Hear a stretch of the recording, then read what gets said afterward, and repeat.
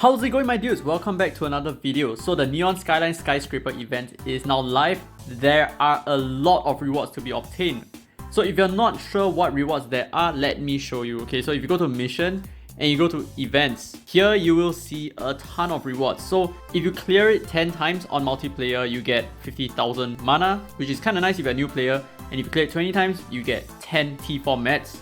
And you clear it 30 times, this is actually a single pool. 40 times gives you a 4-star Astro Gem, 50 gives you 150 beats, 60 battles gives you yet another summoning ticket, so on and so forth. Wow, 3,000 right pieces, this is a lot. And I have a very good idea why they are giving so many right pieces, because I think eventually you're going to be shifting around your armaments a lot. I mean, your weapon costs a lot. So you're going to need a lot of right pieces. Each 5-star armament that gets shifted costs you 200 right pieces, which is crazy expensive.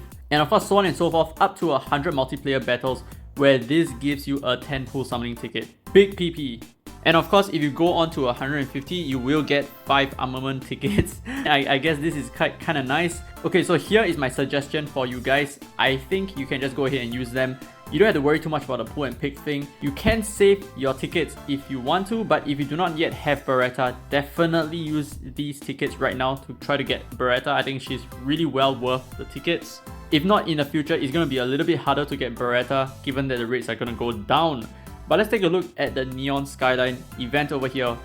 There are quite a few story modes in this event, and I really like the story. I think it's really well done. So far, the story ends halfway. More on this story will be reviewed in the following week to come. So as you can see, when you do these maps, you will get some currency called the Qualia token. This exists in a city called the Qualia City, and these are what they use for their currency. These are called credits in the storyline. So with these credits, what you can do is to then take it to the token portal where you can exchange for pools. So right now I have 560 tickets, which means that I can exchange 56 times, and these are the items that you can hope to achieve from box A and box B, which is whatever that's released right now in the first half of the event. So this is like the prequel, and then next week there is going to be the sequel where you're going to get a little bit more stuff. So firstly, we have the 3-star Astro Shard, pretty straightforward.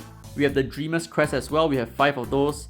Sun Element, 10 of those, Luster Element, Beam Element, Flash Element, Staminate Sweep, EXP Mana, right pieces. Definitely clear your box. Okay, so if you're wondering whether is it worth your stamina to clear this, from what I'm seeing, if you do the boss battles, you are going to get quite a lot of tickets this way. So if you do the boss battles, especially on Advanced Plus, you're gonna get like maybe 200 tokens, which is 20 pools. So it's really well worth your stamina over here. So let's go ahead and do some pulls. Let's do 56, see what we get. Of course, the ultimate reward over here is going to be the Positron Shooter. Let's take a look at what it does. So at max, you have 341 HP and 242 maximum attack. But more importantly, let's take a look at the weapon skill. When this unit is a light unit, you add 10% to the attack for this unit. And when this unit is a light unit, Power Flip damage buff activates.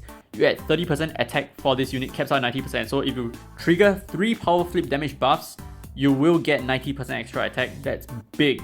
And when this unit is a light unit, the combo reaches 20. For 10 whole seconds, you add 50% to power flip damage. This is big. This is extremely good for Beretta. You are most likely going to be using Beretta as a main, right? And probably sometimes even a lead. And if you use her with this is going to be extremely powerful. So let's go ahead. 56 summons. What do we get? Do we get a Positron Shooter? We do not, right? Yeah, we did not get a Positron Shooter. That's fine. We still got a ton of rewards over here, which is really nice. So I really like this system over here, like kind of like Dragalia Lost where you have Blazons. It's really good for just mindless farming, right? And the good thing about this event is not only is it worth your stamina to run the boss fights, you can also do it on co-op. So that means that you can actually do this for free. You can get all the rewards for free. Just play with the bells, right? And in addition to the Positron Shooter, there is also another very important armament over here called the PHL Sabre. So here is the armament. At max, HP is at 391 and the attack is at 152. Attack is not really that good, but look at the skill over here. When this unit is a light unit while in fever mode, you add 150% to direct hit damage for light units. This is so good for light fever teams. So I'm a little bit salty that I did not get Purges. Neither do I have Illumine, so my light fever is kind of weak at the moment. But this armament, if you do have a light fever, this is going to be so good.